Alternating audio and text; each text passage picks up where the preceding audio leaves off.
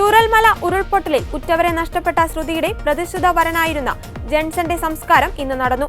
കഴിഞ്ഞ ദിവസം നടന്ന അപകടത്തിൽ അതീവ ഗുരുതരമായി പരിക്കേറ്റ ജെൻസൺ ഇന്നലെ രാത്രി 8:57 മരിച്ചത്. ഇരുവരുടെയും വിവാഹ ഒരുക്കങ്ങളിലേക്ക് കടക്കാനിരിക്കെയാണ് അപകടം ജെൻസന്റെ ജീവനെടുത്തത്. ശ്രുതിയുടെ ബന്ധുക്കൾ മരിച്ച 41 ദിവസത്തിന് ശേഷം വിവാഹം നടത്തുവാനുള്ള ഒരുക്കങ്ങളിലായിരുന്നു കുടുംബം.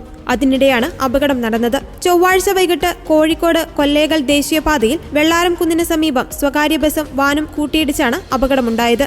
ഡ്രൈവിംഗ് സീറ്റിലായിരുന്ന ജെൻസന് തലയ്ക്ക് അതീവ ഗുരുതരമായി പരിക്കേറ്റിരുന്നു. ആന്തരിക രക്തസ്രാവം അനിയന്ത്രിതമായ നിലയിലായിരുന്നു. കോഴിക്കോട് മെഡിക്കൽ കോളേജിലെത്തിച്ച യുവാവിനെ അടിയന്തര ശസ്ത്രക്രിയയ്ക്ക് വിധേയനാക്കിയ ശേഷം വെന്റിലേറ്ററിലേക്ക് മാറ്റുകയായിരുന്നു. ഇന്നലെ രാവിലെ 8:57 ജെൻസൺ മരണത്തിന് കീഴടങ്ങുന്നത്. ഇന്ന് രാവിലെ പോസ്റ്റ്മോർട്ടത്തിന് ശേഷം അമ്പലവയൽ ആണ്ടൂരിൽ ജെൻസന്റെ മൃതദേഹം പൊതുദർശനത്തിന് വെച്ചു. ഇന്ന് വൈകിട്ട് 3 മണിക്കായിരുന്നു ആണ്ടൂർ നിത്യസഹായമാതാ പള്ളിയിൽ സംസ്കാരം നടന്നത്. ജെൻസൺ ജീവിതത്തിലേക്ക് തിരിച്ചു വരുവാൻ സാധ്യതയില്ലെന്ന് ഉറപ്പിച്ചതോടെ ഇന്നലെ രാത്രിയിൽ മരിക്കുന്നതിനു മുമ്പ് മേപ്പാടിയിലെ ആശുപത്രിയിലെത്തിച്ച് ശ്രുതിയെ ജെൻസനെ കാണിച്ചിരുന്നു. വാഹനാപകടത്തിൽ പരിക്കേറ്റ ശ്രുതി ശസ്ത്രക്രിയയ്ക്കു ശേഷം കൽപ്പറ്റയിലെ സ്വകാര്യ ആശുപത്രിയിൽ ചികിത്സയിലായിരുന്നു. ചൂരൽമല ഉരുൾപൊട്ടലിൽ ശ്രുതിക്ക് അച്ഛനും അമ്മയും സഹോദരിയും ഉൾപ്പെടെ കുടുംബത്തിലെ 9 പേരെ നഷ്ടമായിരുന്നു.